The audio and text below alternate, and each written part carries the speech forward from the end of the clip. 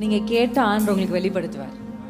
இந்த வெளிப்பாடு கிடைத்த உடனே நீங்க பெரிய ஆபத்துகள் இருந்து தப்பி பெரிய உயர்வுகளுக்கு உங்களுடைய கால்கள் நடைபோட ஆரம்பிக்கும். அல்லேலூயா, ஆமென். மற்றவர்களால தான் என் வாழ்க்கை இப்படி நடந்துச்சு, இவங்களால தான் இப்படி எனக்கு நடந்துச்சு அப்படின்னு மற்றவர்களை கை காண்பிப்பதை நிறுத்திவிட்டு நான் எதை செய்ய வேண்டும் ஆண்டவரே என்று நீங்க கேட்க ஆரம்பிச்சாலே நீங்க ஜெயிக்க ஆரம்பிச்சிட்டீங்கன்னு அர்த்தம். அல்லேலூயா.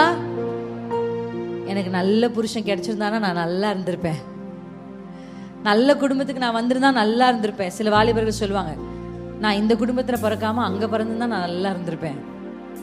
அப்படியெல்லாம் ஒன்றுமே இல்லை. எந்த குடும்பத்தில் பிறந்தாலும் நீங்கள் அபிகாயில போய் எடுத்து பாருங்க, தன்னுடைய கணவனை கை காண்பித்து உட்கார்ந்துருக்கலாம் அந்த அம்மா.